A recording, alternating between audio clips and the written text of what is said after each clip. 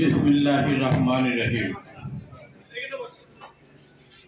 বিভিন্ন রাজনৈতিক দল থেকে আজকে দেশের এই ক্লান্তি লগ্নে একটি নতুন স্বপ্ন নিয়ে আমরা তৃণমূল বিএনপিতে যোগদান করেছি। আজকের এই যোগদান অনুষ্ঠানের সম্মানিত সভাপতি এবং প্রধান অতিথি তৃণমূল বিএনপির চেয়ারম্যান বীর মুক্তিযোদ্ধা শমশের মুবিন চৌধুরী বীর বিক্রম উপস্থিত রয়েছেন। আজকের এই অনুষ্ঠানের প্রধান বক্তা, যিনি বাংলাদেশের একটি পরিচিত মুখ,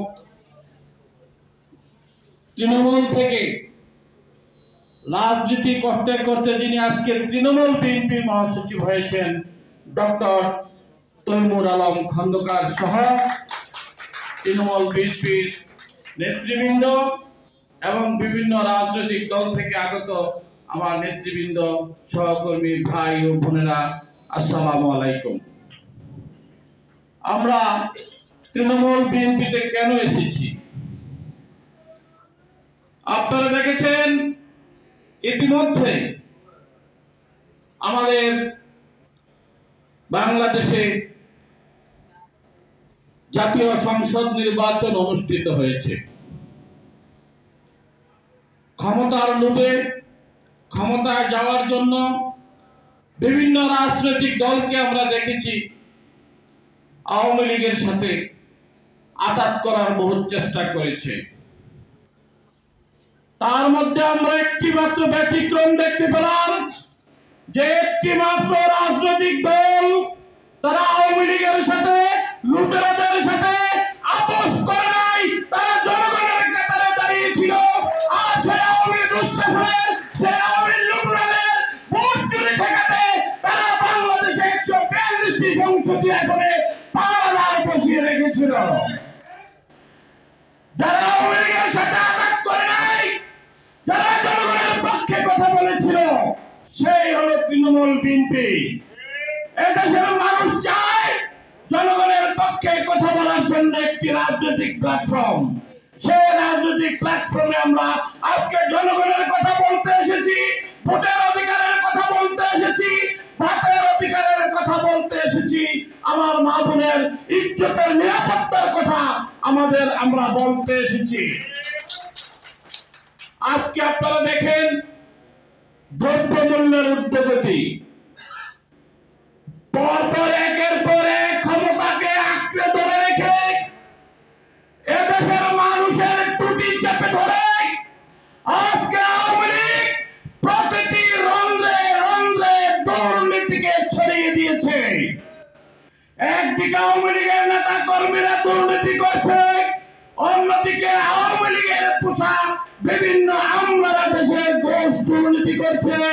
আরেকদিকে আবার আওয়ামী লীগের নেতা কর্মীরাই বিভিন্ন রূপে বিভিন্ন ব্যবসা বাণিজ্যের সিন্ডিকেট করে আমার দেশের টাকা, আমার কৃষকের ঘামে, আমার কৃষকের পরিশ্রমে, আমার দেশের শ্রমিক বন্ধুদের আমাদের ঘামের বিনিময়ে যে টাকা অর্জিত হয়, সেই টাকা দিয়ে তারা কানাডায়, অস্ট্রেলিয়ায়, তারা বিদেশে বাড়িঘর করছে, আমার দেশের টাকা তারা বিদেশে পাচার করছে। তার যদি প্রতিবাদ করতে হয়, একমাত্র তৃণমূল বিএনপি ছাড়া আর কোন রাজনৈতিক দলকে আমরা দেখতে পাই না। আজকে দেখুন, জ্বালানি মূল্য বৃদ্ধির কারণে আমার পুঁই শাকের দাম বেড়েছে, আমার আলুর দাম বেড়েছে, আমার পটলের দাম বেড়েছে। প্রতিটি কৃষি পণ্যের, মানুষের প্রতিটি নিত্য প্রয়োজনীয় দ্রব্য মূল্যের দাম বেড়েছে। কারণ সেই কৃষকরা যে মেশিন দিয়ে পানি তুলে কৃষকরা ফসল ফলাবে, সেই মেশিনের পানি যে বিদ্যুৎ খরচ হয় বা যে জ্বালানি খরচ হয়, জ্বালানি তেলের মূল্য বৃদ্ধি হয়েছে, যার কারণে আজকে আমাদের শাকসবজির দাম বেড়ে গেছে। আবার যে জ্বালানি মূল্য বৃদ্ধি দিয়েই তারা কৃষকরা তাদের কৃষক ফলিয়েছে, তাদের সবজি ফলিয়েছে, সেই সবজি যদি আবার ঢাকায় আসবে বা এক জেলা থেকে আরেক জায়গায় যাবে, সেখানে জ্বালানি মূল্য বৃদ্ধির কারণে গাড়ি ভাড়ার দাম বেড়েছে। সুতরাং প্রতিটি দ্রব্য মূল্যের এতটা ঊর্ধ্বগতি হয়েছে, আজকে আমি আপনি বাজারে গেলে আমাদের নিত্য প্রয়োজনীয় দ্রব্যাদি আমরা কিনতে পারি না। সেই জনগণের পক্ষে, কৃষকের পক্ষে কথা বলার মতো যদি কোনো রাজনৈতিক প্ল্যাটফর্ম থাকে, সেইটা হলো তৃণমূল বিএনপি। আমরা আমাদের ভোটের অধিকার চাই, আমরা ভাতের অধিকার চাই, আমরা কথা বলার অধিকার চাই, আমরা মোটা ভাত খেয়ে মোটা কাপড় পরে আমরা সাধারণভাবে বেঁচে থাকতে চাই। আর আমাদেরকে সে বেঁচে থাকার অধিকারের আন্দোলন যদি দিতে হয়, তাহলে আমাদেরকে সেই আন্দোলন যদি সফলতা আনতে হয়, তাহলে আমাদেরকে তৃণমূল বিএনপির মাধ্যমে আসতে হবে। আজকে আমার দেশে ধান উৎপাদন হয়, চাল উৎপাদন হয়, সরিষা হয়, ফলমূল শাকসবজি সব হয়, কিন্তু আমি খাইতে পারি না। আমার পকেটে টাকা নাই, আমার কৃষক ভাইদের পকেটে টাকা নাই, আমার শ্রমিক বন্ধুরা বাজারে গিয়ে আলু কিনতে পারে না, পটল কিনতে পারে না। এর নাম কি স্বাধীনতা? এই জন্যই কি ৩০ লক্ষ বাঙালির রক্তের বিনিময়ে, ২ লক্ষাধিক মামুনের ইজ্জতের বিনিময়ে এদের স্বাধীনতা অর্জন করেছিল। আমরা কোন স্বাধীনতা দেখছি? আমরা দেখছি শুধু আওয়ামী লীগের স্বাধীনতা। জনগণের স্বাধীনতা এই দেশে নাই। জনগণের স্বাধীনতা যদি ফিরিয়ে আনতে হয়, তাহলে শমশের মোবিন চৌধুরীর নেতৃত্বে, ডক্টর তৈমুর আলম খন্দকারের নেতৃত্বে সমগ্র বাংলাদেশ ব্যাপী তীব্র থেকে তীব্র আন্দোলন গড়ে তুলতে হবে। আজকে গুম, খুন, নির্যাতন, লুটতরাজ, ধর্ষণ এবং দুর্নীতিতে ছেয়ে গেছে সমগ্র বাংলাদেশ। তাই বলবো, আগামীতে তৃণমূল বিএনপির নেতৃত্বে এই দুর্নীতি দমন কমিশন দেওয়া হবে না, জনগণের দুর্নীতি দমন কমিশন গঠন করতে হবে।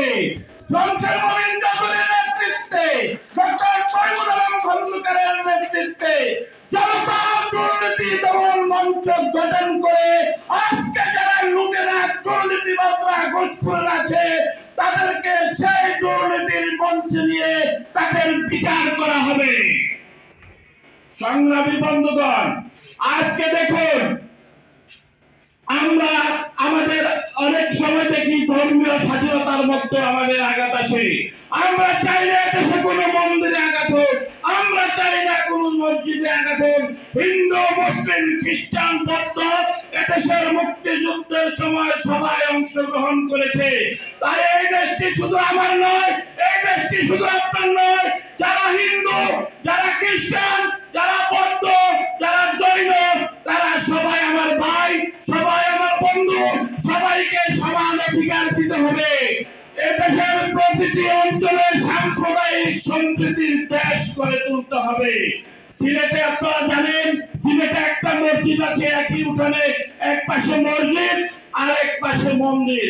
বিগত ১০০ বছর ইতিহাসে কেউ বলতে পারবেনি সেখানে কোনো গন্ডগোল হয়েছে, কোনো মসজিদ বা মন্দির নিয়ে কোনো দ্বন্দ্ব হয়েছে।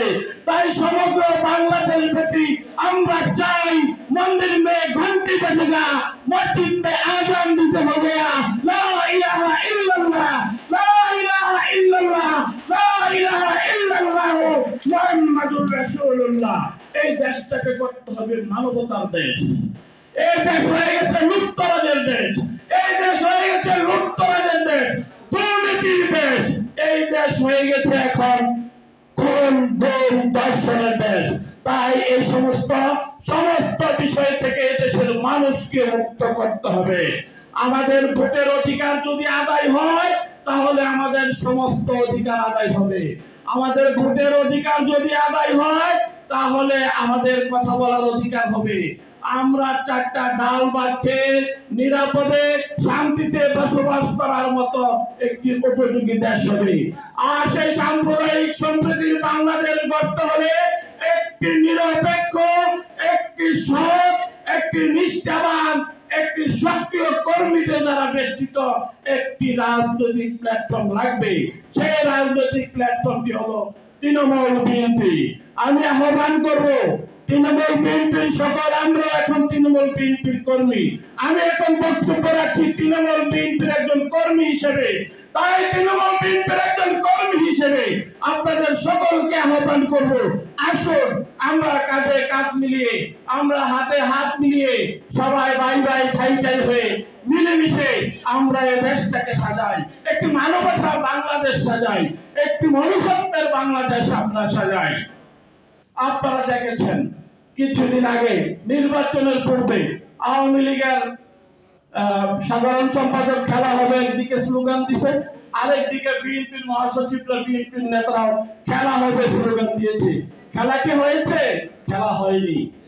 বিএনপি মাঠের বাইরে, আর আওয়ামী লীগ তাদের সাজানো খেলোয়াড় দিয়ে কাউকে গোলকিপার করেছে, কাউকে ডিফেন্সে খেলিয়েছে, এদেশের জনগণের মানুষকে ভোটের নামে ধোঁকা দিয়েছে। তাই আমি বলছি আগামীতে খেলা হবে, সেই খেলা হবে তৃণমূল বিএনপির নেতৃত্বে। 54,000 বর্গমাইলের মাঠে এদেশের তৃণমূল বিএনপির নেতৃত্বে খেলা জমবে। সেই খেলায় এই লুটেরাদেরকে বিতাড়িত করা হবে। এদেশের মানুষ যেমন বিএনপিকে ক্ষমতায় দেখতে চায়নি, এদেশের মানুষ আওয়ামী লীগকে ক্ষমতায় দেখতে চায় না। এদেশের মানুষ লুটেরাদেরকে ক্ষমতায় দেখতে চায় না। এদেশের মানুষ দুর্নীতিবাজদেরকে ক্ষমতায় দেখতে চায় না।